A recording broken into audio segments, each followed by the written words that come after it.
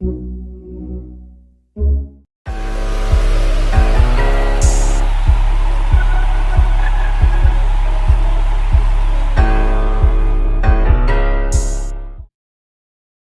good, YouTube, man? We're about to get back into this video. The Pooh Shiesty versus Honeycomb Brazy turned dark fast. This is bad.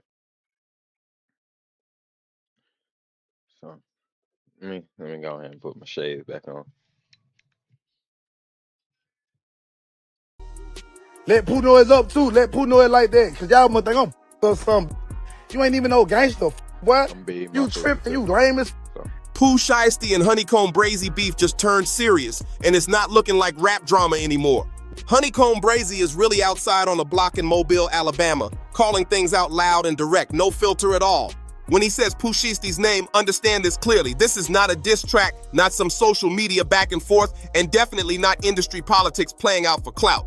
This is a man who already lost his grandparents to real street conflict, now standing outside again talking like he's ready for whatever comes with it. Right now, the energy between these two feels tense, almost too quiet, and that silence hits louder than anything being said. By the time this gets fully broken down, it'll be clear how deep this situation runs, because this didn't start with music or tweets.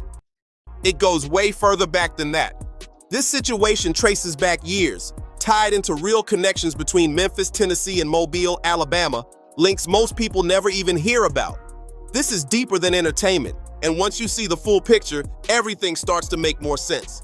To really understand why that live moment felt different, why Honeycomb's words hit heavier than most rappers, you need more than just surface-level info. You need the real story behind both of them. Honeycomb Brazy comes straight out of Mobile, Alabama, raised in one of the toughest areas along the Gulf Coast. He was putting his life online before that was even a strategy, before going live from the streets became a trend people copied. For him, this was never content. It was just life. Every song, every post, every live show's a reality most people only see in documentaries. And he's not acting or putting on a persona because he never had to learn how to fake it. But what really sets him apart is the price he's already paid for that lifestyle. And it's not about jail or charges. It's personal, deep, and something that sticks with a person forever. Back in February 2021, his grandparents, Tony and Layla Lewis, were killed in their home in Mobile, Alabama. And that moment changed everything for him in a way you can't undo. And the way everything went down shocked the whole rap world, no question about it. Gunmen, reportedly tied to an accused drug figure named Darren Southall, showed up at that house with one goal: to send a message aimed straight at Honeycomb through his family. They opened fire and things escalated fast. Bullets hit multiple oxygen tanks inside the home, and those tanks exploded, turning the situation into a full disaster in seconds. The house caught fire almost instantly, and Tony and Layla Lewis didn't make it out alive, which made it even more heartbreaking. And what set all of this off? A Facebook post, just one post from someone connected to Honeycomb that ended up angering the wrong person at the wrong time. Two elderly people who had nothing to do with any street issues lost their lives over something they weren't even part of, and that reality is heavy. That is the foundation Honeycomb is standing on right now, and it explains why his words hit so differently. So when you hear him on that live saying he's ready to stand on what he's claiming, understand this clearly. It's not performance or tough talk for attention. That's someone who has already experienced a deep personal loss tied to the lifestyle around him, someone who has faced the worst outcome up close and still refuses to back down. Keep that perspective in mind because it changes how every single thing he says sounds moving forward. Now shifting over to Pooh Shiesty, coming out of South Memphis, a city known for producing serious talent. He rose fast, becoming one of the standout artists of his generation, especially after linking up with Gucci Mane's 1017 label. Tracks like Back in Blood and others pushed him from the streets straight into mainstream success at a speed that's rare, even for Memphis artists. He had both street credibility and major appeal at the same time, which is not easy to balance. Then came legal trouble, leading to Time Away, which paused everything at its peak. After that, he returned, dropping new music, reconnecting with fans, and working to rebuild what was interrupted. From the outside, it looks like someone focused on moving forward and staying locked in on his career. But then Honeycomb Brazy starts calling his name publicly from Mobile, Alabama, and suddenly everything shifts again. And here's what most people talking about this situation are missing. This situation didn't begin with music or online exchanges at all. This didn't begin with some slick lyric or a shady Instagram comment, not even close. This goes way deeper than music, tied into connections most people never even see. What really started all of this sits in the background, those unseen links connecting Memphis street circles to parts of Alabama for years now. Long before fame, before deals, before the spotlight ever hit either of them. A lot of people look at Memphis and Mobile like they're two totally separate worlds. Different states, different vibes, but that's not how things really move in the South. These places are connected through long-standing ties, shared history, people relocating, and circles overlapping whether they planned it or not. Honeycomb Brazy was already dealing with ongoing issues involving individuals connected to Memphis-adjacent circles. And these weren't just rap disagreements, they carried real-world consequences that stretch across state lines. In that environment, the rules are simple and strict. If people in your circle are involved in conflict, you don't just get to step back and say it's not your issue. Once you're connected, that situation can follow you whether you ask for it or not. So Honeycomb is already navigating a space where Memphis isn't neutral ground for him. Then you bring Pooh Shiesty into the picture, and more importantly, someone closely tied to him, Big 30, and things get even more layered.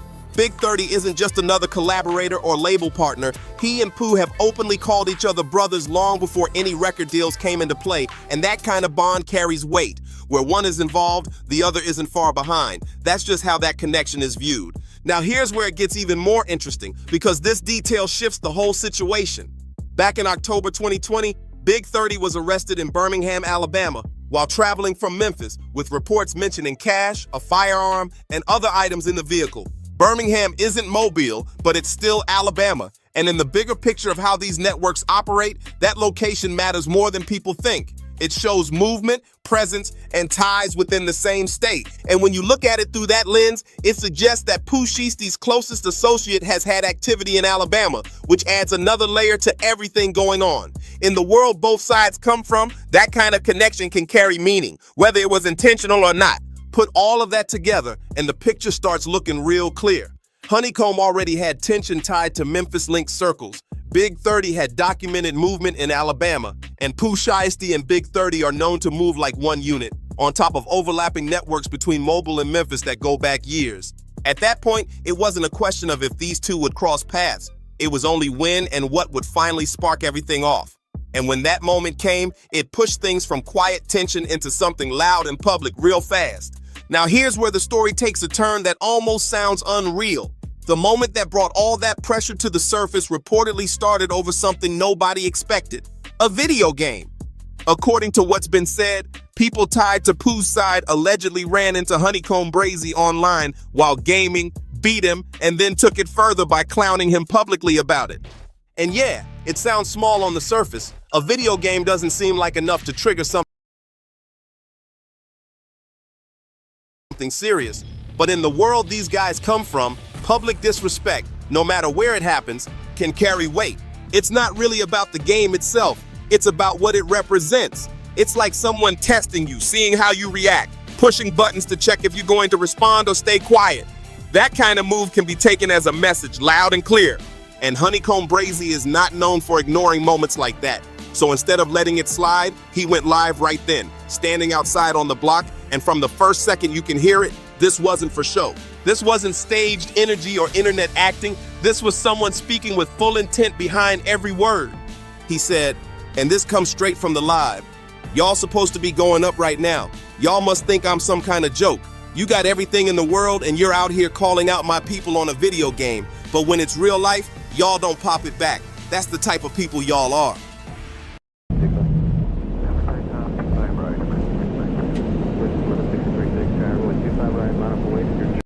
That moment right there was the line being drawn, clear as day. Honeycomb wasn't just talking, he was making a public statement and daring the other side to respond. But then the live took a turn that hit even harder. He stopped focusing on Pooh Shiesty's side and started calling out his own city, Mobile, Alabama, and the people around him. That's when the energy shifted completely, and you could feel the weight behind every word he said. He went, "Every time I say something, y'all go up on Brazy. Y'all only want to go with me, but y'all won't go at Pooh. Y'all letting out of town. Come play with Alabama like that, and y'all don't pop it back. Y'all some hoes." That's not just frustration. That's someone feeling let down by his own people in real time. And when someone in that position starts feeling like they're standing alone, things can escalate fast. Because now it's not only about issues with Pooh Shiesty anymore, now it's about loyalty, about whether his city is really behind him, and whether everything he's been through, even losing family, means anything to the people around him. The pressure isn't coming from one direction anymore, it's coming from everywhere at once, and that kind of situation can push things to a whole different level. Then toward the end of that live, he said something that made everything even more intense. He said, "I'm ready to die by that. You catch me, kill me, boy. Yeah, I'm on that, for real." That's not something you just brush off. This is someone who has already experienced a serious personal loss tied to conflict, someone who understands how real things can get once they move beyond words online. And yet, he's still out there, on the block, speaking like he's fully prepared for whatever comes next. That's not performance. That's a mindset shaped by everything he's already been through. Now, this is where people really started paying closer attention and connecting pieces. And this part matters, so stay with it, because it goes beyond just a live video moment. During that same live, Honeycomb mentioned LDO, and if you're familiar with how things move in Mobile, that name carries weight and is definitely not random. These are affiliations, organizations with real geography, real history, real membership that predates any rap career. The fact that Honeycomb is invoking LDO in the same breath as calling out Pooh Shiesty Camp tells you something critical. This beef has already spread beyond two individuals. It is touching organizations, it is touching hoods, it is touching allegiances that have nothing to do with music and everything to do with who controls what in Mobile, Alabama. Second, Honeycomb invoked Pop Smoke on that live. He said, "Long live Pop Smoke, we pop smoke for real." On the surface, that reads like a tribute, but listen to the context he said it in. He said it directly after talking about pulling up and being about it. That is not a tribute. That is code. That is Honeycomb telling you that he and his people move like Pop Smoke moved regardless of the cost. And everybody in this culture knows exactly what happened to Pop Smoke. That invocation is not a memorial. It is a warning third. And this is the part that should have had everybody paying closer attention. Honeycomb was completely explicit on that live that this has nothing to do with rap. He said, "I ain't riding with y'all, that Alabama stuff got nothing to do with Brazy. I'm in my own lane. This ain't rap smoke. This ain't about music." When a man who has a platform, a fan base, a career, everything to gain from keeping things in the music space, when that man explicitly says, "This is not about music," you have to take that at face value, because it means whatever resolution exists for this situation will not come from a diss track or a label phone call. It has to happen through the channels the streets use to resolve things, and those channels are a lot less forgiving than the internet. And then there is Pooh Shiesty's silence. Some people read that as unbothered, like he's above engaging, like he's too locked in on his comeback to get dragged into drama. But here's the other side of it, and this is what people who really understand the streets are paying attention to. Memphis has a reputation, and it's not built on people ignoring serious situations. Pooh Shiesty didn't rise the way he did, go through what he went through, and come back from a federal sentence just to move careless when things get real. So that silence everyone is seeing, it might not be peace at all. It could be something being handled quietly, something not meant for the internet to see. Now look at where things stand right now. Honeycomb Brazy hasn't backed down one bit, hasn't taken back anything he said, and hasn't made any public move to calm things down. He stood outside, said what he said, and left it there for everyone to see. And let's be real, if someone wanted a way out, they would have taken it by now. He's not looking for that at all. On the other side, Pooh Shiesty looks like he's staying focused on his career, dropping music, reconnecting with fans, and building his momentum back up after time away. From the outside, that looks like a calculated move, like someone choosing long-term success over conflict. But here's where the tension really builds. Honeycomb doesn't see that silence as maturity or strategy. He sees it as avoidance. And in the environment both of them come from, avoidance doesn't calm things down. It actually builds more pressure over time. Every day that goes by without any kind of resolution just adds more weight to the situation until something finally gives. After that live, social media reactions said a lot without saying everything. Mobile looks split, some people backing Brazy fully, others saying he's moving the wrong way, and some staying quiet, just watching how it all plays out. Meanwhile, people connected to Memphis in the 1017 circle seemed alert but distant, almost like spectators watching it unfold from the sidelines. But underneath all the online talk, there's something more serious happening. Real individuals in real places are forming opinions, picking sides, and deciding how they're going to move in response to all this. And one of the most important things said during that live almost slipped by unnoticed.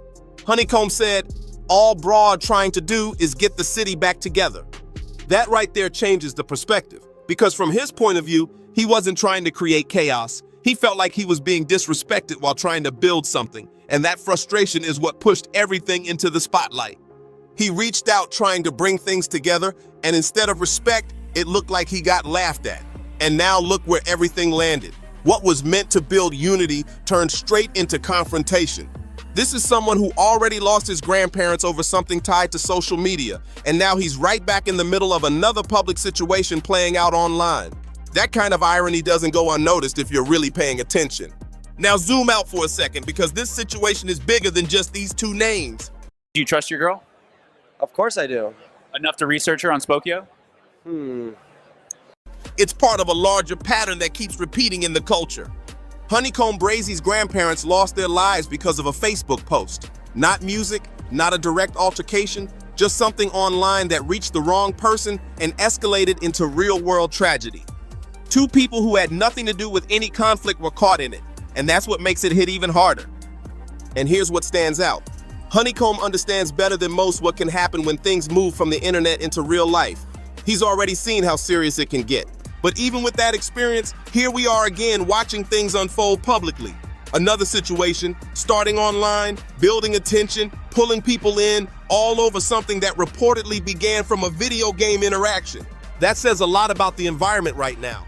The culture pushes people to respond, to prove themselves, to not let anything slide once it becomes public. Platforms reward attention, no matter if it comes from positive moments or conflict.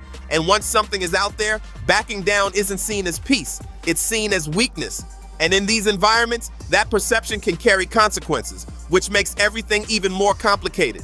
That's the position both sides are in right now. Honeycomb spoke out because he felt publicly disrespected, and now Pooh Shiesty is left figuring out how to respond, or if he even should, without it being taken the wrong way.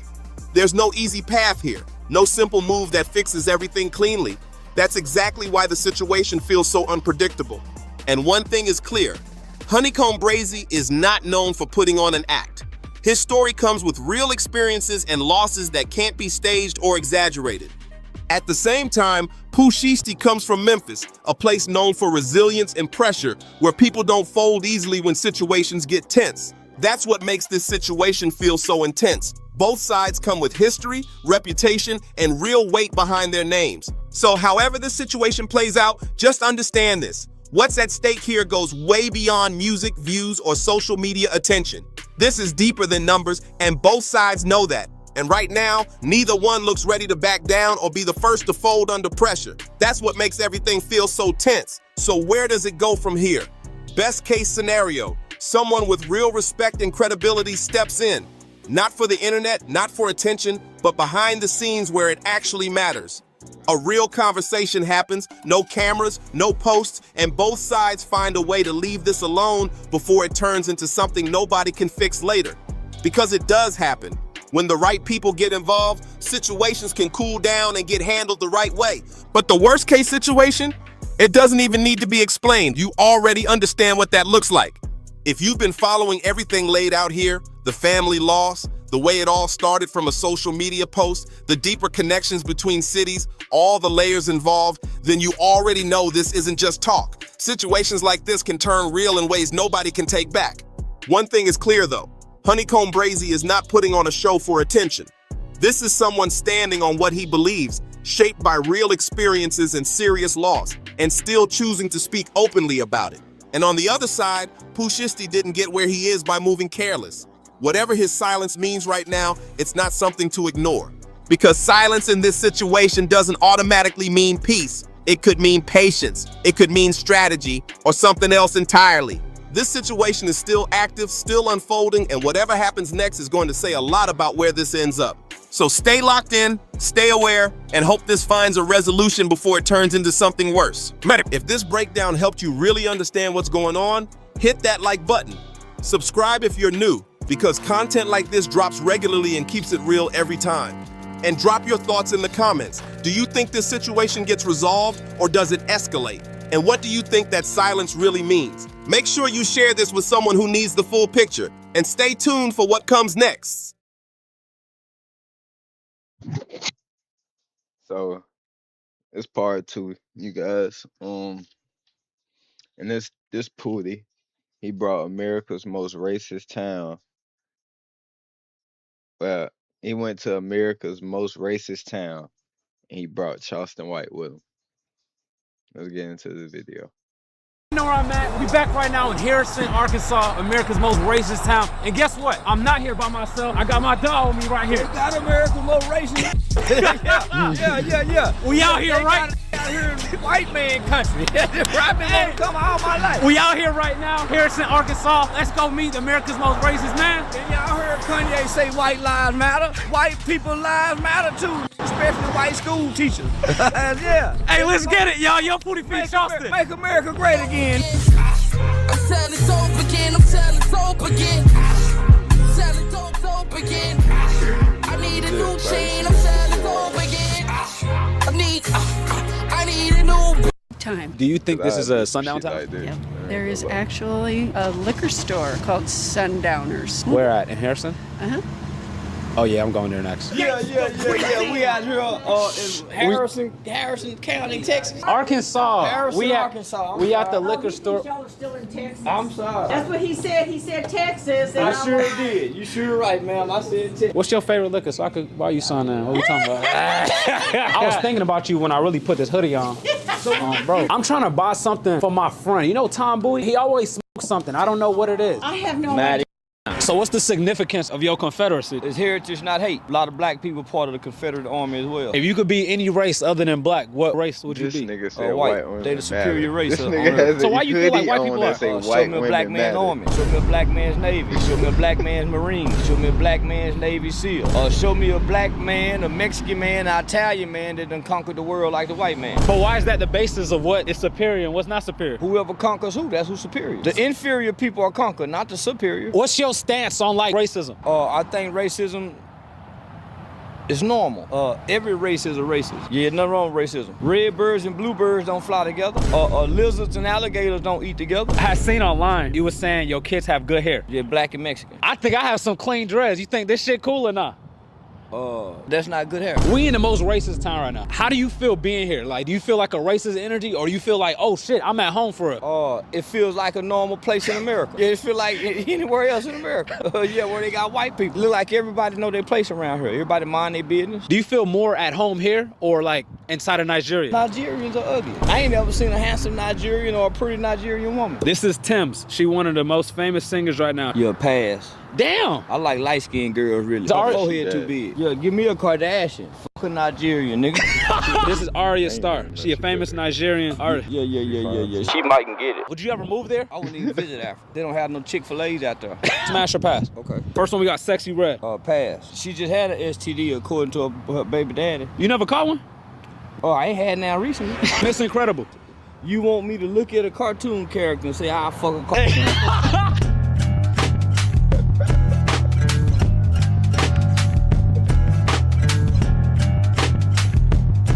Shit, you want me to look at a cartoon character and tell you a fucking cartoon? You like the KKK? Oh, yeah. They just like the Crips and the Bloods. Okay. And the BDs and the GDs. This guy that we about to speak to, he's like trying to keep it a thing. He's just a normal man. But overall, you like the KKK? Truth and honestly, I don't know they exist. To like them or not like them. As black people. What do you mean? They've never existed to us. We've never seen the KKK. But they was people.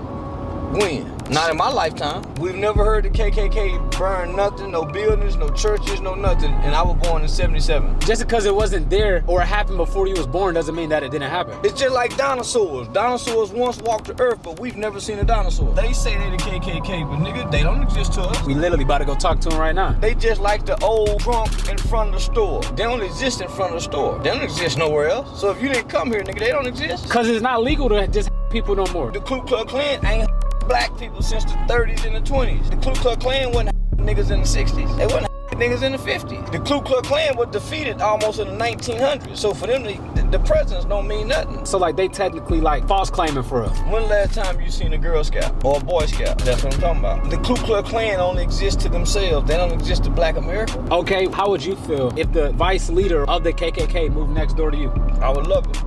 What's the difference between him and a Delta sorority, Kappa sorority? There's no difference. But the purpose behind it. But the purpose behind the Ku Klux Klan is what? Separation was their purpose. They did that 100 years ago. They hadn't done that in almost 60 to 70 years. What's wrong with wanting to separate? Black Lives Matter separated. And Black Lives Matter was violent. Black Lives Matter wasn't accepting of everybody. They didn't accept black police officers. Black Lives Matter. I seen them violently tearing up shit like the Ku Klux Klan did. If you was there back then when they was doing the burning, there's no amount of money that they could make you go and join them.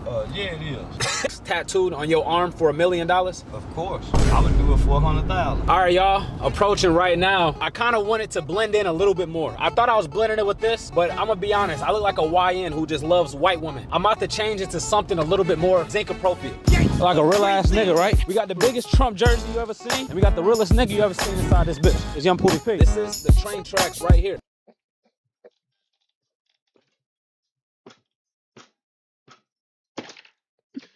Bro, what? It's Young Poudii P. This is the train tracks right here. The railroad track have always provided access to some white. Nigga got fire trucks now? Wait, hold up. This nigga ain't got an upgrade. Before we continue with this video, y'all, this video is sponsored by Prize Picks. If y'all love to make daily sports picks like me, make sure y'all download the Prize Picks app. Right now, I got a 100% deposit bonus code for y'all up to $100. It's literally easy. Just get your phone out, type in promo code Poudii, and they'll match your deposit up to $100. So if you put in $100, now you have $200, or if you put in... Bro just hit the T-Pain. Bro, hold up. Bro, dead serious. Download the Prize Picks app. Right now, I got a 100% deposit bonus code for y'all up to $100. It's literally easy. Just get your phone out, type in promo code Poudii, and they'll match your deposit up to $100. So if you put in $100, now you have $200, or if you put in 20, then you have 40. Instead of doing entries on teams, you do it on an individual player. So the team could lose, but you could still win money on that player. Take advantage of my promo code, use code Poudii, and make sure you download the Prize Pick app. Now let's get back on the rest of the video. It's Young Poudii P. My good friend, how are you?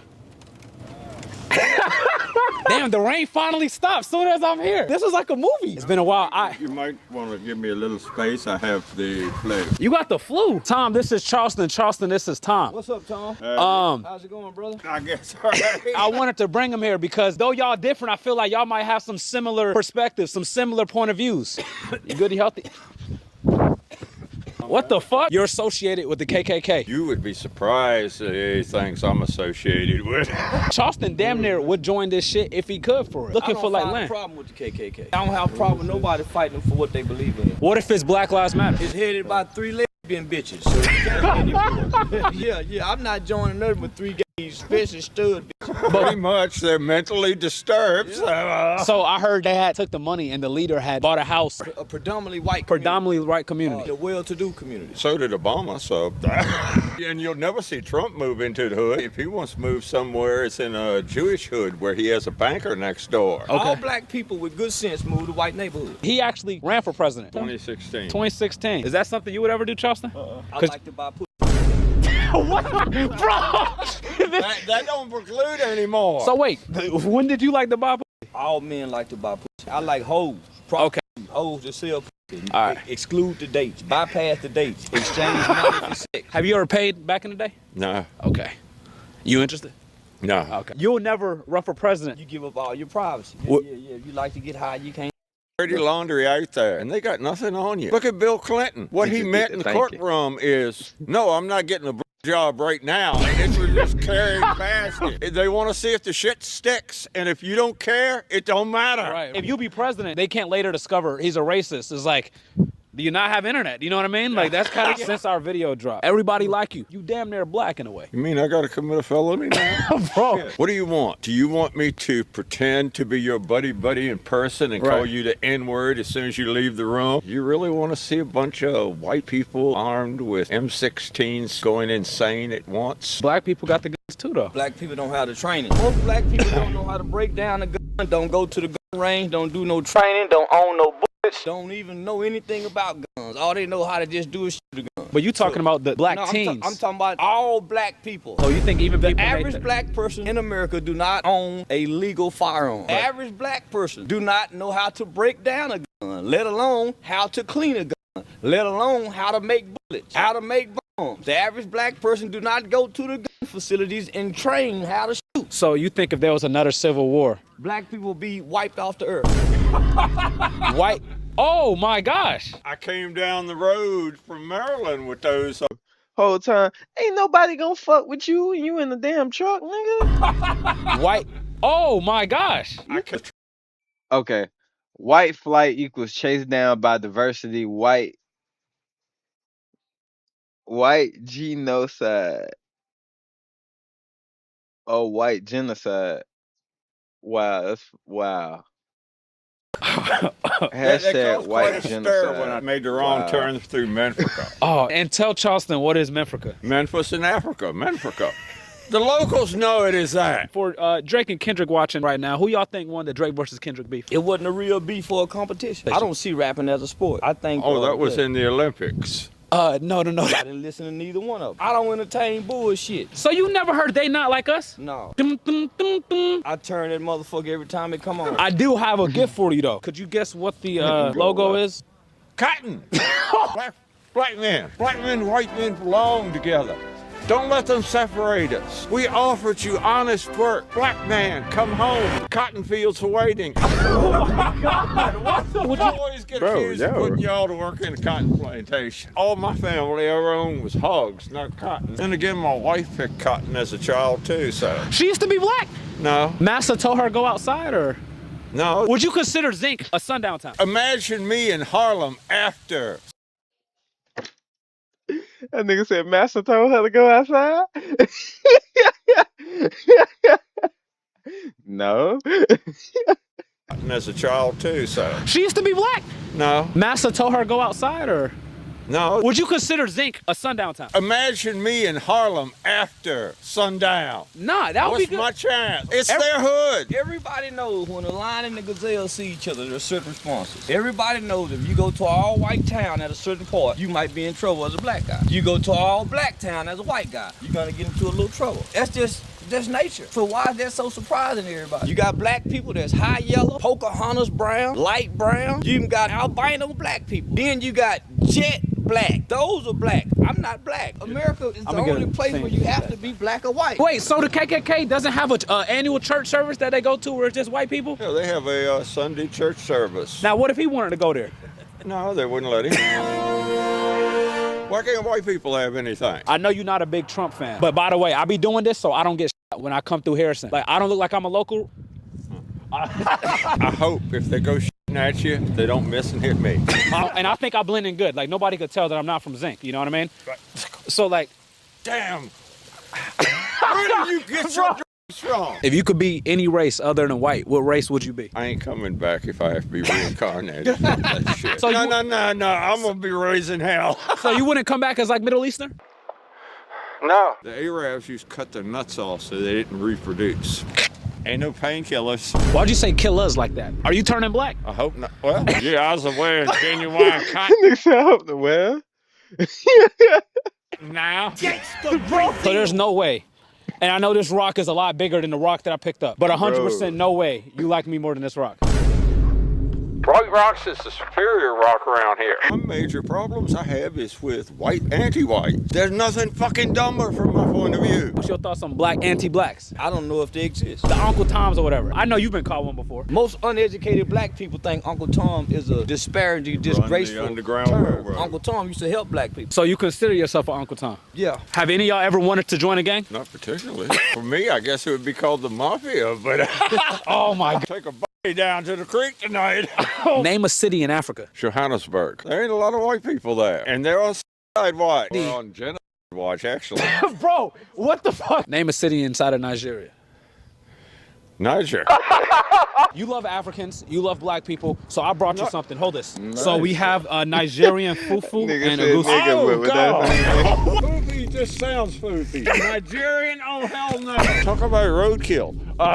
Grease ain't even a side dish, it's the main ingredient. It's been a little cold. I brought it all the way from LA, and I kept it warm. That's damn near pure axle grease. We're gonna do a smash or pass. You know what that means? I think so, and I probably wouldn't fuck anything you're showing me. So first person, her name is Sexy Red. Pass at 150 miles an hour. What is there?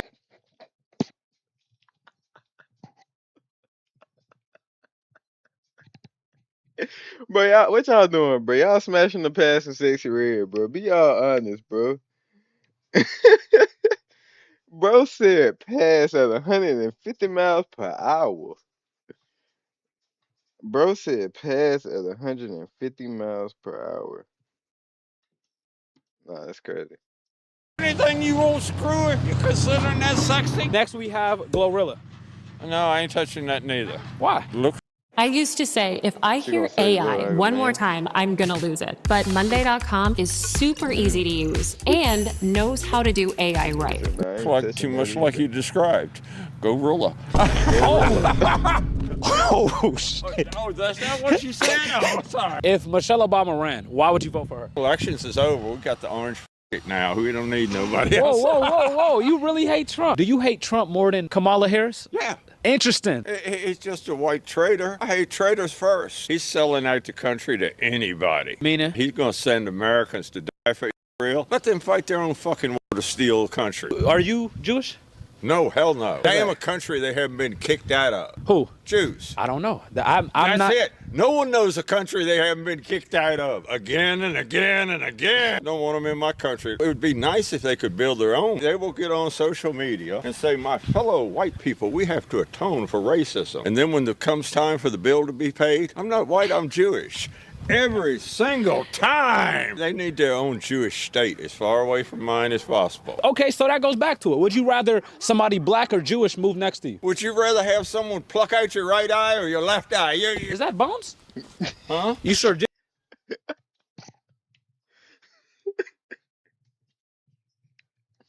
Bro.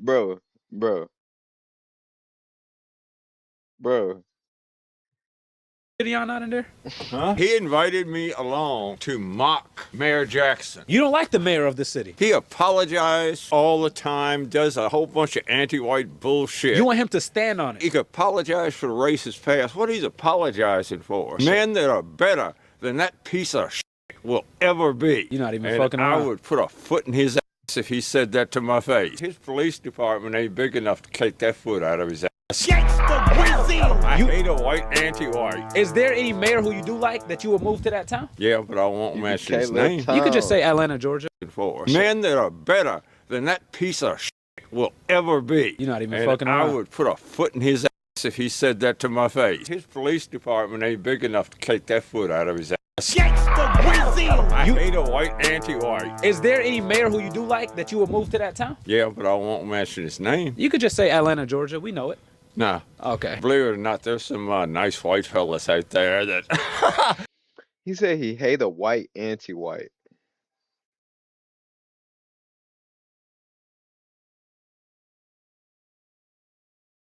Stone Mountain had the KKK. I grew up not too far from there. You know Stone Mountain, right? Mm-hmm. Good old mountain, huh? Yeah, nice and hard rock. You've heard about Stone Mountain with the KKK, right? Yeah, that's who sent me the jacket after Trump won the election. Oh, shit. I explain your jacket. The KKK sent me the jacket from Stone Mountain, Georgia. I didn't even peep the jacket. So what is your thoughts on the KKK? How you doing, friend? Much needed group in America. You said needed, though. Why you think it's needed? They need group for white men to join. Charleston White, how you doing, ma'am? Hello. Pleasure to meet you. Glad to meet you. Yes, ma'am. I never got a handshake. Don't give him nothing. What do you mean don't give him nothing? You not cold? Oh, you sick too? No. Oh, fuck.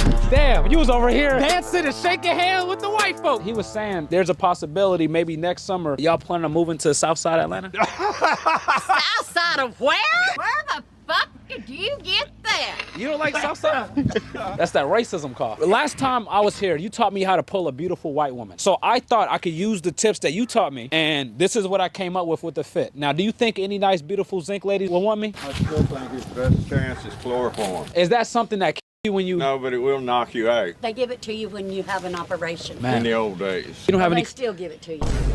The fuck y'all know? Y'all, the Powerpuff Girls parents? Like, what the fuck? I do know what a hillbilly is. Hillbilly. And I am proud to be one. A hillbilly is someone that don't take shit from nobody. What do you think is a black version of a hillbilly? You don't have one. Black people take shit from everybody. Elaborate. That's right. I don't have to elaborate. I just say, nigga, black people take shit from everybody. Don't black people in America wake up every day in America complaining about Every race got that, though. You don't never hear the Asians complain. You don't hear hillbillies complain. What's the difference between a redneck and a hillbilly? Well, a redneck is the same. They jump in. They don't think about their families. They think about I'm gonna beat the hell out of someone today. I'm gonna come today. So I think the black version of a redneck, we got something called YNs. You know what YNs is? Young niggas take shit from They call when I'm in the bank. Count up a 20, then I hit the drop.